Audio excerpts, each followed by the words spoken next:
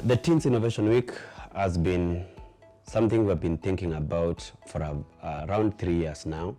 We set out to come up with a program that will be hosted physically or in person in Kenya, that will bring together teenagers between the ages 12 to 18 years, mainly from class 7, class 8, or year 7, year 8, all the way to year 13, or what we would call in Kenya the Form 4 class. We're just trying to introduce them to the different technologies that are within the industry. Since our programs, majority of them, students need to pay, so this is something to introduce them to that so that they can be able to see what we are offering.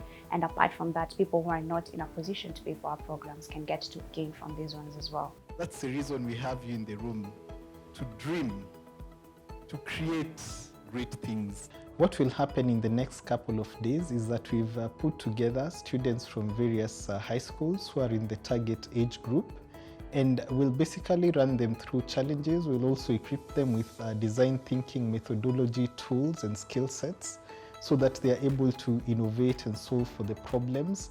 They'll have mentorship sessions, and after that there'll be the final judging session where we are keen to see what ideas come out of this. Now, in hackathons, we usually have a winner for the hackathon, but our philosophy is everyone is a winner. So we are hoping to work with platforms like Safaricom, YouTube, and anything else, and anyone else out there. So thank you. Thank you, guys. Judges, the floor is yours. As part of the judging team, one of the things we're putting a lot of emphasis on is on coming up with real life problems and also coming up with real and scalable solutions. And in our assessment, we're looking at what levels were the students and the participants able to conceptualize the problems, either to clearly enumerate and reflect upon them in a way that then it brings out the real life learning. The other thing we're looking at was the scalability of the innovations.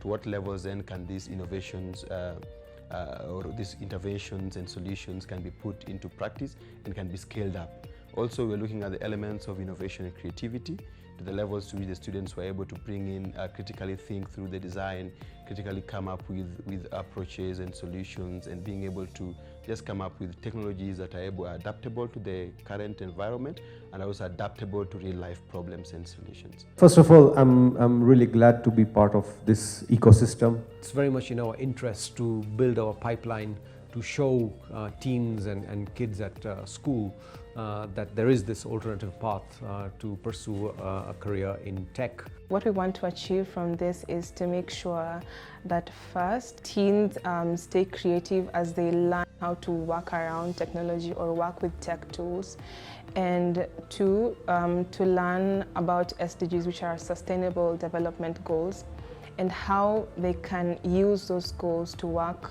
on innovations to create social impact. At Safaricom, our purpose is to transform lives, and we do this by embedding technology to be able to solve people's and society challenges, connecting people to people, people to opportunities, people to markets, and basically creating a thriving digital ecosystem. Innovation is about solving problems.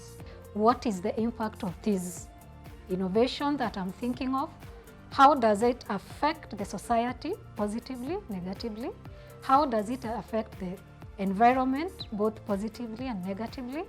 And how does it enable my economic growth and the community economic growth at large? The power of collaborating and to bring kids together, for them just to learn about things and to be able to come up with solutions on problems that affect them.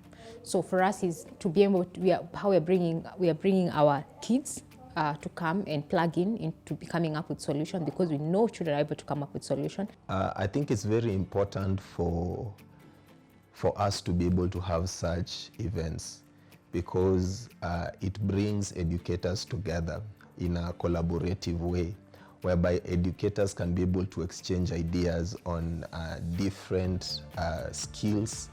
They can also be able to exchange ideas on different pedagogies that they are going to be using. STEM training for students with disabilities is more about inclusion, like in terms of when you think about the concepts that you want to train the students, because STEM at the end of the day remains the same, but having different like groups of people that you're now training the content to, now that makes the difference, because you have to like find a way that the content will still be delivered to someone who is blind, to someone who is not hearing.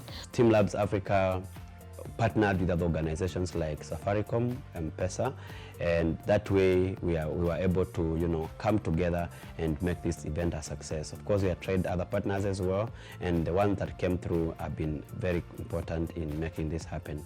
Teens Innovation Week is the first of its kind in Kenya, focusing on innovation for students.